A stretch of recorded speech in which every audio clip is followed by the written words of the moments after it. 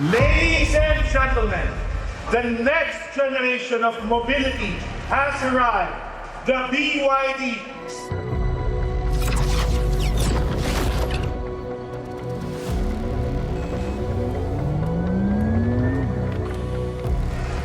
$2,588,000 BYD just built a car that floats through floods, survives a blown tire at motorway speed without losing control, charges to 80% faster than a fuel stop, and broke Bugatti's speed record. And that's just this year. So how did a battery workshop from Shenzhen turn into the company the entire car industry can't stop watching? Segment 1. The SUV that shouldn't float. This is the Yangwang U8, the flagship SUV from BYD's ultra-premium performance brand, the one they built specifically to prove they could out-engineer anyone. You can actually buy this thing today for around $150,000, which sounds like a lot until you realize that's what 2 loaded Ford Raptors would cost you. Except neither of those float. And neither of those will save you if a flash flood catches you on the wrong street. So how does a 2-ton SUV pull that off? The cabin seals airtight, the windows lock shut, and the wheels rotate to push the car through water at up to 3 kilometers an hour for half an hour straight. BYD calls it an emergency flood feature, not a party trick, which honestly makes it scarier in the best way. And the floating isn't even the headline. This thing puts out almost 1,200 horsepower, climbs sand dunes like they're speed bumps, and can parallel park itself by literally dragging its rear axle sideways into a gap. Think about how many news stories you've seen of cars stranded in rising water. This is a company building a car that treats that exact scenario as a solved problem, not an edge case. But that's not even the craziest part of what BYD's been building. Segment 2. The car that refuses to crash. Take a blowout at highway speed in pretty much any car on Earth, and you already know how that story ends. Now watch the Yangwang U7. The tire shreds mid-drive, and the car doesn't swerve an inch. It just tracks straight to the shoulder like nothing happened. This is the car that should genuinely worry Porsche. It starts under $90,000 and delivers numbers that go toe-to-toe with a Taycan Turbo S, a car that starts at $190,000. We're talking 1,287 horsepower, 0 to 60 in under 3 seconds, for less than half the price of its closest rival. So how does a sedan survive a blowout like that without spinning out?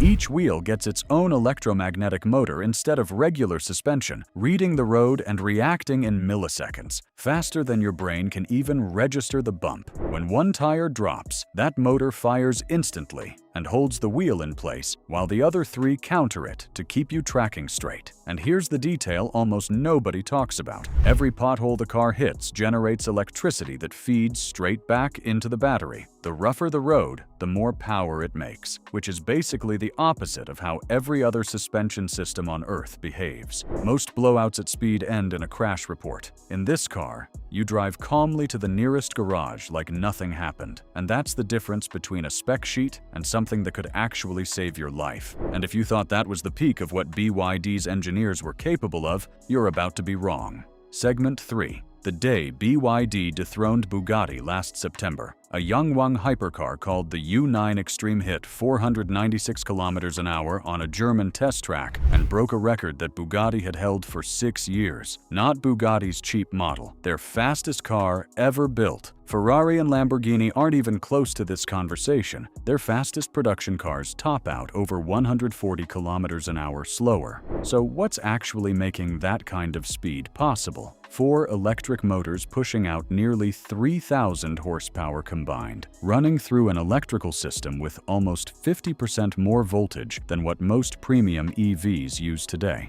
1 month later, that same car lapped the Nürburgring faster than any production EV ever has, beating a Porsche by 8 seconds. This wasn't some one-trick stunt car built for a single viral clip. It's an actual engineering platform that held up under 2 completely different kinds of extreme stress within weeks of each other. And right now, it's the fastest production car on Earth. Full stop, gas or electric. And Yangwang isn't some tiny side project either. The brand delivered over 450 vehicles in a single month domestically and has been posting triple-digit growth almost every month since launch. And this is where everything changes, because the battery inside all of this might be the biggest story BYD has. Segment 4. The battery that kills every EV excuse. Every EV owner has the same 3 complaints. Range drops in the cold, charging takes forever, and the battery degrades every year you own it. BYD just came after all 3 at once. Their flash charging tech takes a compatible car from 10 to 70% in 5 minutes, 10 to 97 in 9, which is faster than most people spend standing at a gas pump. Even at minus 30 degrees Celsius, the kind of cold that turns most EVs into driveway ornaments, it still gets you to 97% in 12 minutes. Now here's the part that changes everything going forward.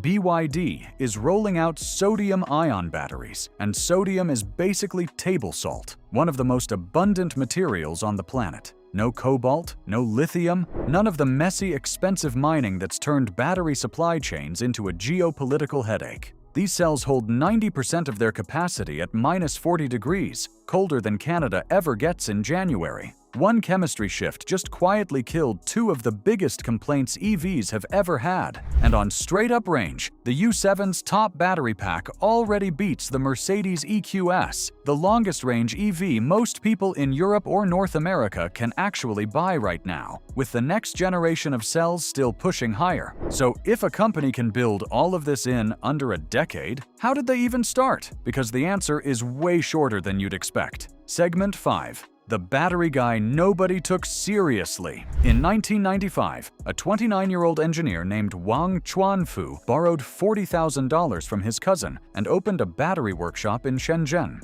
Within 7 years, he was supplying Motorola and Nokia. By 2003, BYD was the biggest battery maker on Earth. Then he did something that made his own investors panic. He bought a bankrupt car factory, and BYD's stock dropped nearly 3 billion Hong Kong dollars in 2 days. People called it a joke, a battery guy with no driving license walking into car manufacturing. But Wang's bet was simple. The future of the car was the battery, and nobody on Earth knew batteries better than him. He made 3 calls that looked insane for years. He refused to outsource anything, building his own chips, motors, and batteries in-house. So when a global chip shortage crushed the entire industry in 2021, BYD just kept shipping. While Tesla went all in on pure electric, he bet on plug-in hybrids for a country where charging stations barely existed, which handed him access to 500 million buyers Tesla could never touch. And in 2020, he released the Blade battery,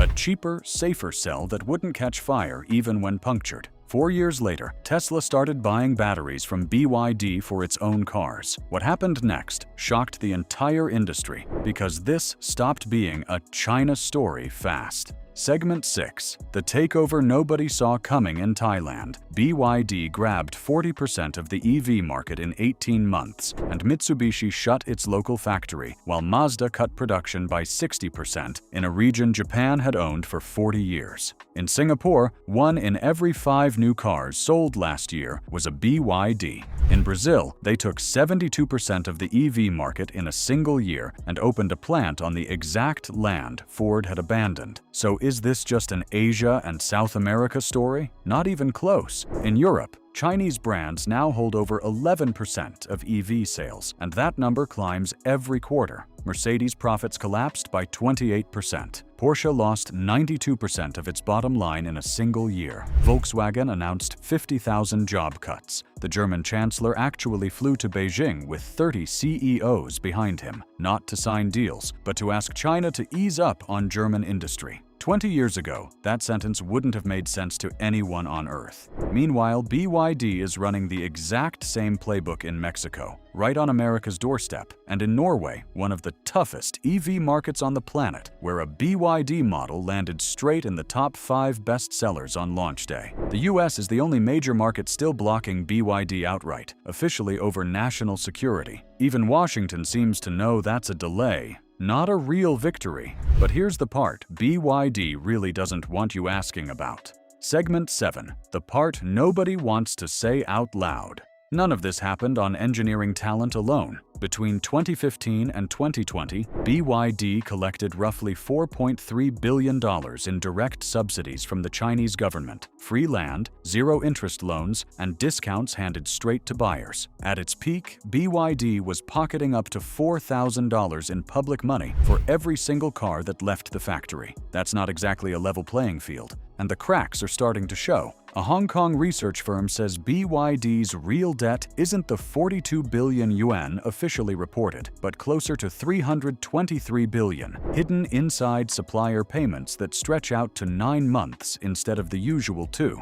Add in recalls affecting hundreds of thousands of vehicles and labor violations at a factory site in Brazil, serious enough to reach the country's president, and the picture gets messier fast. Profit dropped 19% in 2025. Sales fell 41% in early 2026. Even the Chinese government has publicly warned its own car makers that this price war can't last forever, which tells you something when the same government that built this machine is now the one telling it to slow down.